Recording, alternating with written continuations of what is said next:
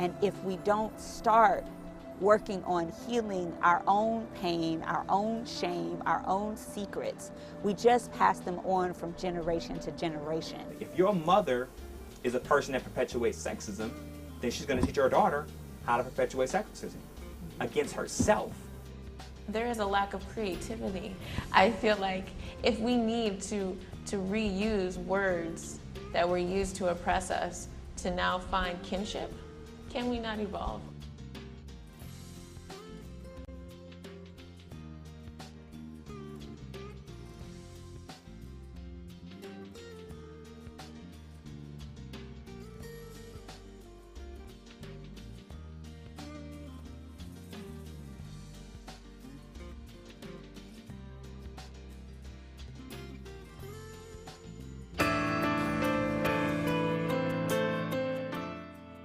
It was the early 1900s. For years, women in the United States of America didn't have the equal amount of rights that men had.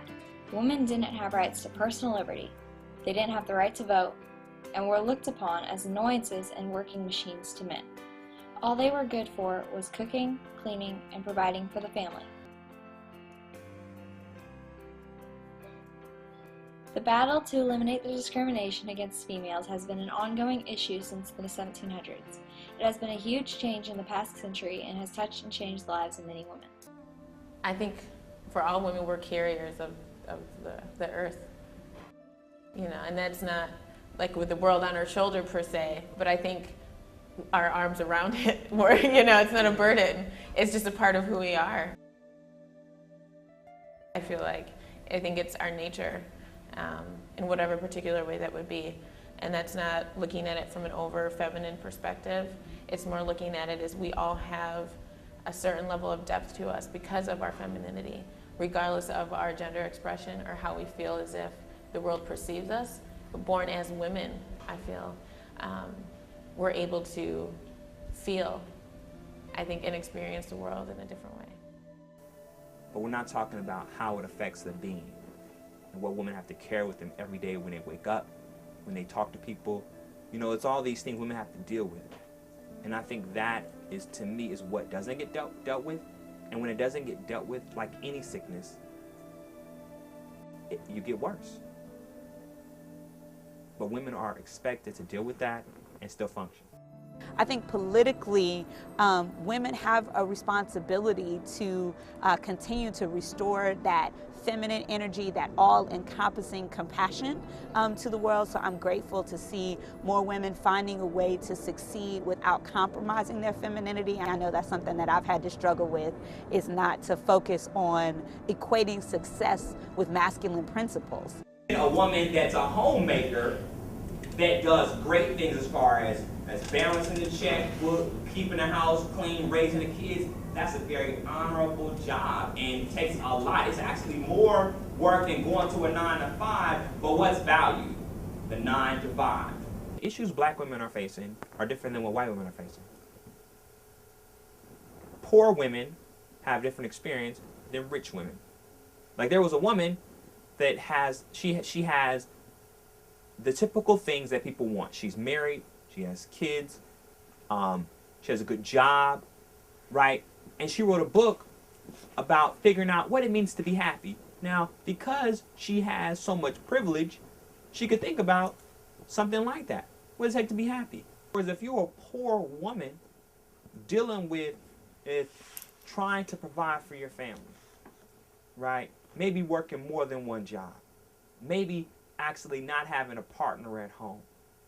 We're just creating some variables there. Then that woman's situation is a lot different than the other woman. And because when you're white, you don't have to acknowledge that there's privilege, that they receive a certain amount of privilege. And they could be oblivious to certain things because when you benefit from it, there's no need to be aware of it. But black women, brown women, women of color, they can't afford to not be aware of something, because not being aware of something might mean you get harmed. That I'm living in a country where my community is a minority still. Not a minority in the world, which is why I don't use that word, because we're not a minority in the world, but in this country we are. And so I was very conscious about giving my daughters, you know, black books and black dolls and black everything. But I am a light-skinned black woman, so was my daughter. And I remember her telling me one time that she wanted a Barbie that looked like her. And I just had to have this like deep realization that it's a little bit more complicated than just giving her a dark-skinned Barbie all the time. Because still I was invalidating who she was, because she's not a dark-skinned woman. And so I think it's important that we try to find this place to have balance, because what it is about honoring all of our uniqueness.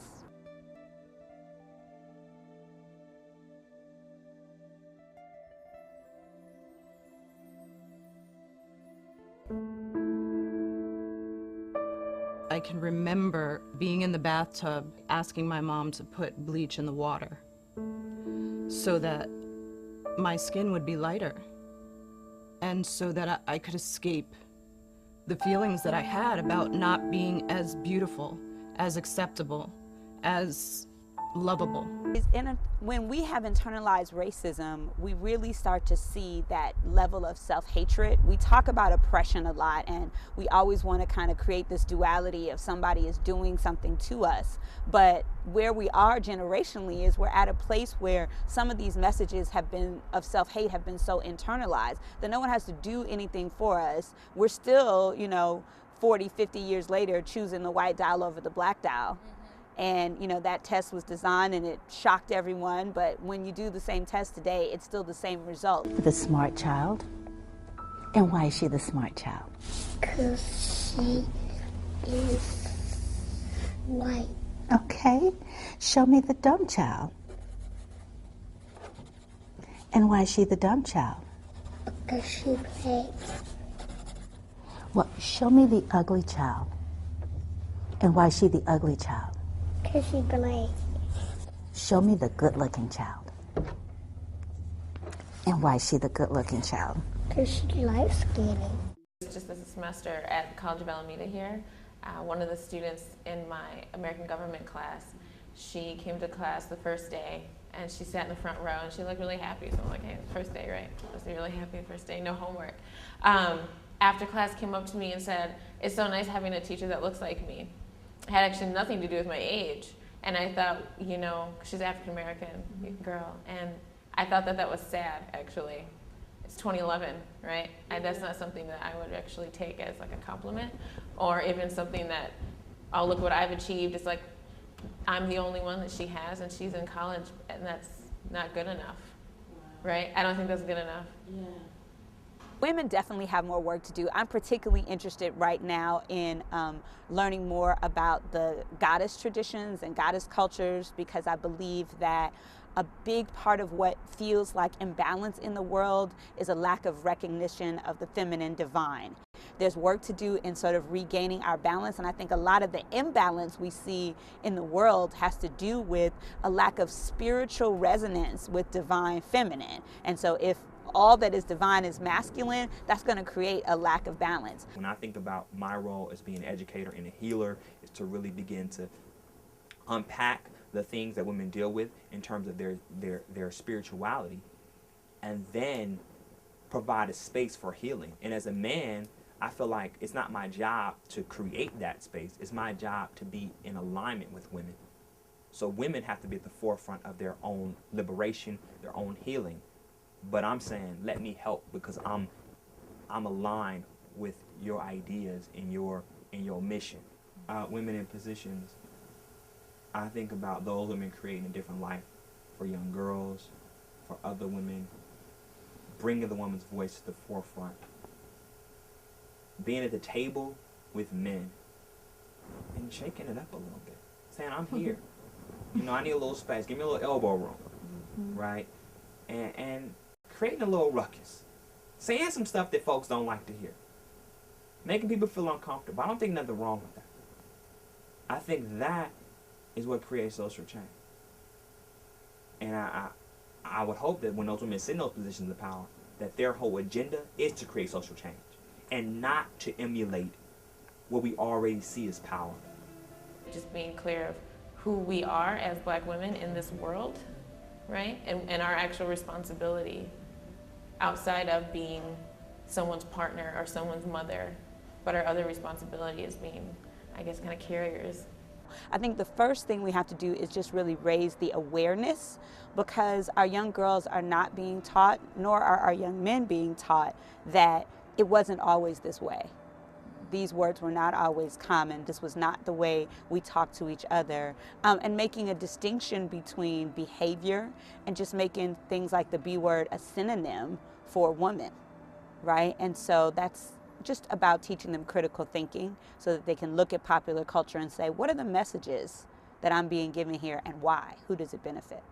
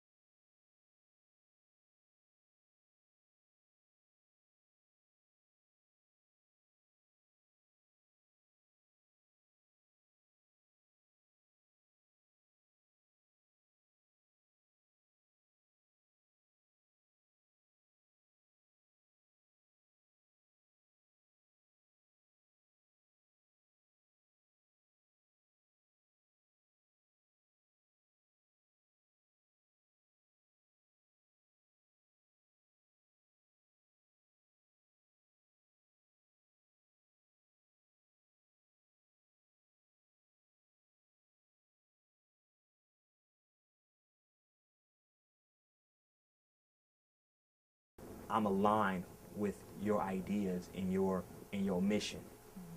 Right. I don't think anybody else can be at the forefront of anyone else's healing, liberation. So I think it's important that women be at the forefront, and I'm saying, let me help you.